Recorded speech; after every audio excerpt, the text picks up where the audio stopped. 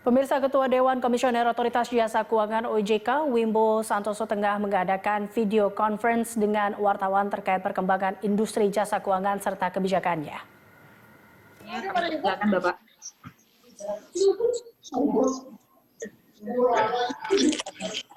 Direktur senior levelnya dua level di atas ini. Terlupa, ini mute all dulu. Masih berisik. Kok nggak mau unmute? Itu udah di mute Mbak. Aku udah unmute, coba di Bapak. Oke. Assalamualaikum warahmatullahi wabarakatuh. Selamat sore, salam sejahtera buat kita semua. Ya. Rekan-rekan media, ya. Dan juga ini kami bersama Pak Reswinandi, ada Pak Heru, ya mestinya ada Pak Husin, ya. Dan juga ditemani beberapa deputi komisioner, ada Mas Santo, Pak Teguh, dan lain-lain. Ya.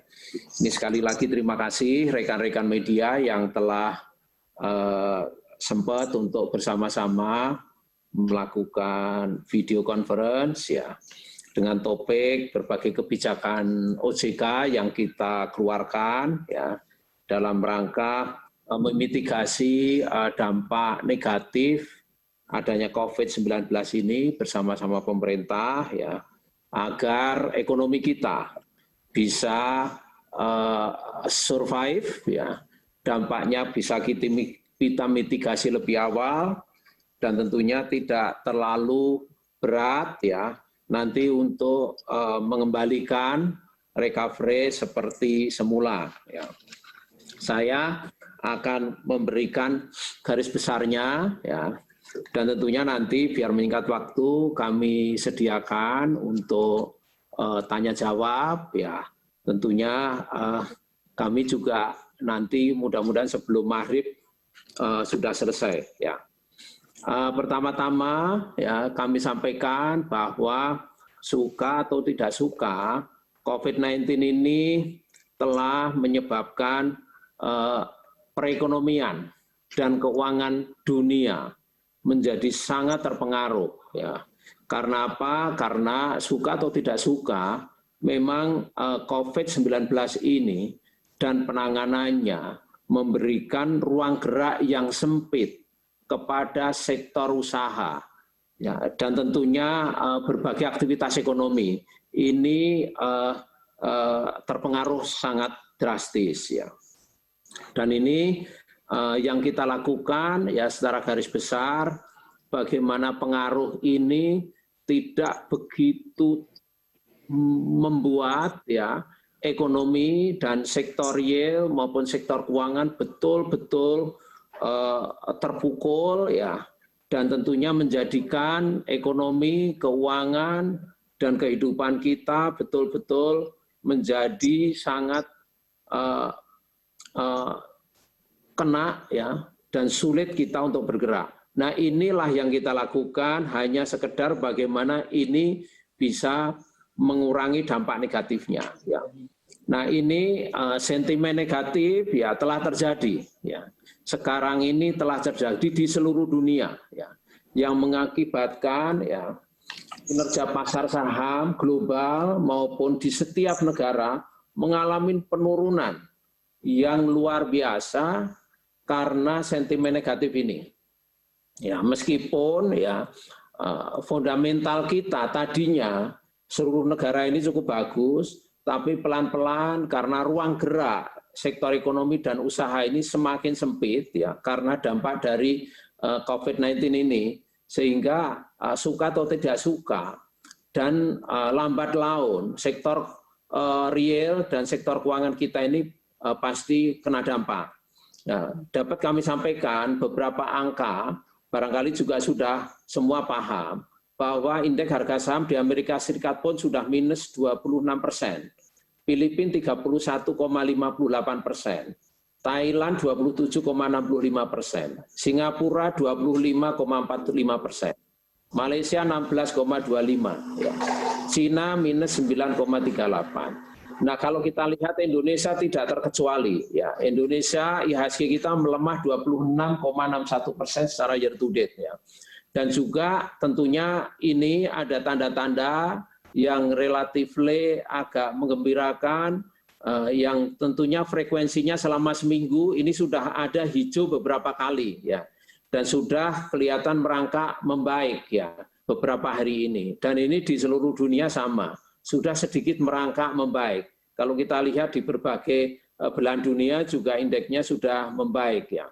Nah, ini adalah tanda-tanda bahwa ini sudah mulai akan rebound. Dan ini tentunya beberapa cepat di masing-masing negara ini akan betul-betul rebound, tergantung bagaimana kita memberikan penyangga kepada sektor real dan juga sektor keuangan ini untuk tidak terlalu terpengaruh, ya, kepada dampak dari COVID ini, ya. Nah, untuk itu OJK, pemerintah dan juga Bank Indonesia telah memberikan beberapa kebijakan, ya, untuk sekedar bagaimana mengurangi dampak negatif lebih buruk berikutnya, ya, kepada sektor real dan sektor keuangan. Dari Kementerian Keuangan telah memberikan berbagai insentif tentang perpajakan, ya. Dan Bank Indonesia telah menurunkan GWM yang tentunya memberikan ruang bagi sektor keuangan agar likuiditasnya tetap bisa terjaga, ya. Dan OJK, ya, kemarin mengeluarkan berbagai kebijakan, ya, terutama bagaimana secara umum kita bisa memberikan ruang, ya, bagi sektor keuangan untuk tidak berdampak. Karena apa? Suka atau tidak suka, sektor real ini sekarang sudah kelihatan bahwa kemampuan berusahanya sudah mulai menurun. Ruang geraknya sudah mulai menurun, ya. Terutama sektor pariwisata, transportasi, restoran, dan ujung-ujungnya ini juga ditransmisikan ke seluruh sektor, ya. Manufacturing sudah mulai mengejas produksinya, bahkan ada beberapa yang sudah menstop produksinya, beberapa sudah mulai mengurangi pegawainya untuk tinggal di rumah, ya. Dan kita juga seluruh lembaga pemerintah sudah bekerja di rumah, ya. Hanya sekedar beberapa yang untuk menjaga operasionalisasi yang vital lembaga untuk bisa berjalan. Ini semua berpengaruh kepada sektor usaha. Untuk itu, ya, kita secara preemptif, ya, yang sudah kita umumkan, ya, memberikan kemudahan bagi sektor keuangan untuk merestruktur. Ya, merestruktur debiturnya sehingga direstruktur itu menjadi kategorinya tetap lancar, ya. Dalam kondisi normal meskipun direstruktur tidak menjadi lancar.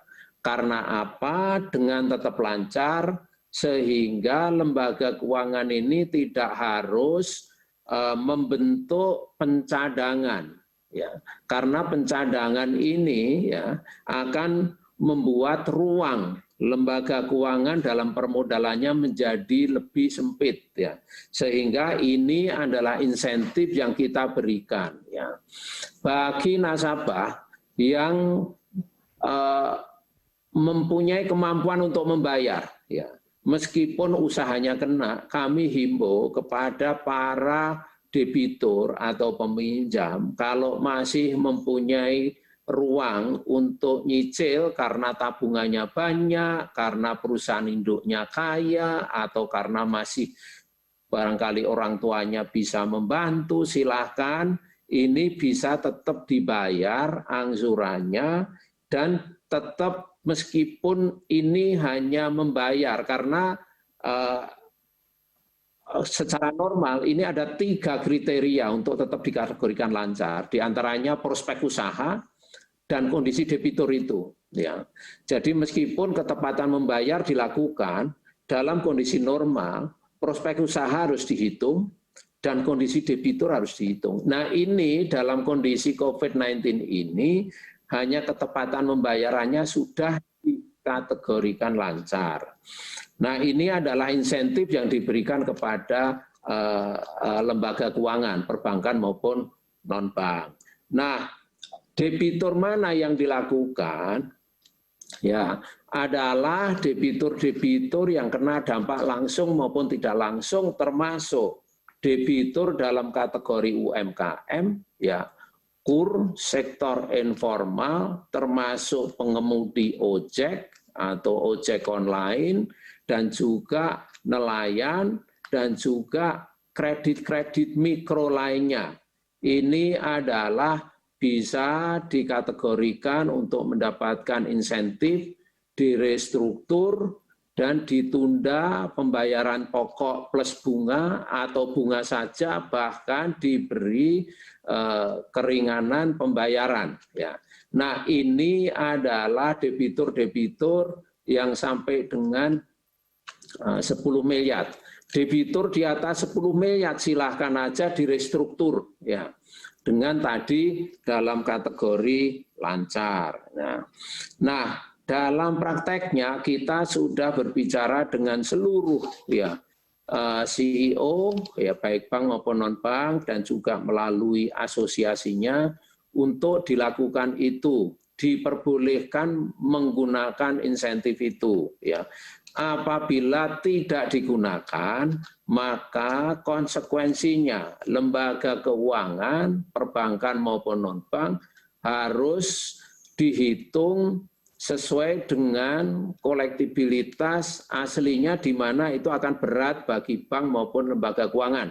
Karena harus membentuk cadangan dan akhirnya akan ruang geraknya akan menjadi sempit. Ya. Itulah yang kaitannya dengan bagaimana kita memberikan ruang bagi pengusaha maupun bagi lembaga keuangan termasuk bank. Ya. Pengusaha terutama pengusaha-pengusaha tadi yang UMKM, yang sektor informal, bahkan oleh pemerintah sudah akan disediakan bantuan sosial. Dia yang mereka terutama yang miskin. Ya. Sehingga kami minta khusus debitur-debitur yang itu, yang memang tabungannya pun tidak ada, dia pekerjaannya untuk hidup, ini diprioritaskan untuk sementara bisa dilakukan restructuring, ditunda pembayarannya ya paling lama 1 tahun. Ya. Nah, apabila debitur tersebut kategori itu namun punya tabungan, silahkan aja. Kami himbau para nasabah untuk tetap bisa membayar dan tetap dikategorikan tadi lancar. Nah untuk berikutnya bahwa bagaimana prosesnya, tentunya ini kan jumlahnya banyak, terutama yang tadi sektor informal dan mikro tadi. Ini silahkan tidak perlu datang berbondong-bondong ke lembaga keuangan, ya ke bank maupun leasing maupun lembaga pembiayaan, cukup melalui online yang semua sudah disediakan mekanismenya. Karena apa? Karena kalau datang rame-rame tentunya akan justru menimbulkan masalah baru. Ya, tentunya bagaimana upaya kita agar tidak penyakit-penyakit tidak tertransmisikan itu dengan cara social distancing. Ini yang tentunya harus kita pahami bersama, jangan sampai justru malah datang. Ya. Kita bersama-sama lembaga keuangan serta menyediakan mekanisme bagaimana untuk dilakukan restructuring tadi. Ya. Nah, untuk berbagai kebijakan lainnya, diantaranya bagaimana di pasar modal kita sudah melakukan, ini juga sama, pasar modal itu hanya sekedar memberikan ruang untuk penurunan lebih lanjut, tidak memberikan ruang penurunan lebih lanjut dengan cara kita pelarangan adanya short selling. Short selling itu diantaranya para trader menjual di pagi hari di mana nggak punya barangnya, baru beli di sore hari, ini tidak boleh. Ya. Kita juga sudah melakukan penerapan yang kita sebut asymmetric auto rejection, dan trading halt selama 30 menit untuk penurunan 5% ya. Nah ini juga kita melakukan relaksasi adanya buyback oleh emiten ya, yang dimana tanpa melakukan RUPS ya. Kita sudah menerapkan ini sudah beberapa minggu ya, dan ini sudah terdapat 60 emiten yang telah menyampaikan rencana untuk buyback ya, yang jumlahnya sudah dengan total 17,28 triliun ya. Dan ini adalah juga kita peniadaan saham yang dapat diberikan pada sesi pra pembukaan atau pre-opening di Bursa Efek ya. Nah, banyak kebijakan-kebijakan lain yang diantaranya kita memberikan ruang gerak juga untuk menggunakan RUPS dengan menggunakan elektronik ya. Juga merelaksasi batas penyampaian laporan keuangan serta batasan waktu pelaksanaan RUPS. Banyak hal-hal yang kita lakukan untuk mendukung itu semua, jangan memberikan tekanan atau memberikan burden bagi para pengusaha untuk tetap melakukan usahanya. Bahkan kita juga bersama-sama Dewan Standar telah berpikir untuk bagaimana melakukan relaksasi bagaimana penerapan accounting standar ini ya. Nanti tentunya kami di sini ditemani Pak Heru, Pak Husin dan Pak Res ya, untuk bisa menjelaskan lebih lanjut dari masing-masing sektor berkaitan bagaimana kebijakan kita ini. Dan kita sadar bahwa apa yang telah kita lakukan bisa juga tetap kita harus berjaga-jaga apabila kalau kondisinya memburuk. Tapi bukan berarti kita membaharakan kondisi ini memburuk. Mudah-mudahan dengan cara kita melakukan beberapa kebijakan preemptif tadi, kita bisa memberikan ruang yang cukup baik sektor real, baik para pelaku ekonomi dan juga lembaga keuangan untuk bisa bertahan ya, dengan tetap bisa memberikan servis dan para pengusaha bisa menjalankan usahanya meskipun dengan volume yang lebih kecil ya. Untuk itu kami apabila kondisi terus mengalami negatif ya, kondisi negatif, maka kami bersama-sama pemerintah dan Bank Indonesia LPS kemarin ya, terima kasih kepada pemerintah telah dikeluarkannya Perpu nomor 1 tahun 2020. Ini Perpu ini hanya sekedar sedia payung sebelum hujan. Mudah-mudahan tidak akan ada hujan. Kalau tidak ada hujan ya berarti kaidah-kaidah yang dalam Perpu tersebut tidak perlu kita eksekusi ya.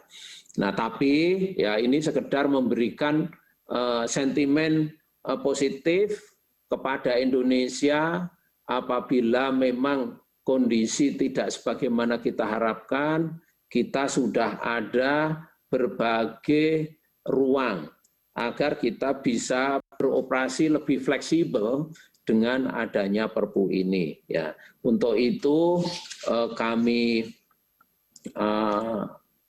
sudahi ya penjelasan umum dari saya, dan tentunya ini akan lebih penting kami ingin mengundang ya berbagai pertanyaan dari rekan-rekan media, dan apabila ada hal yang ingin disampaikan oleh Pak Heru, Pak Husin, dan Pak Riz, silakan. Sebelum kami buka pertanyaan, mungkin kami undang dulu Pak Heru agar yang disampaikan, silakan untuk menambahkan.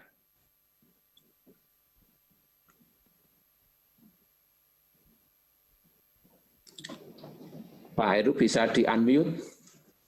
Ya, silakan Pak Heru.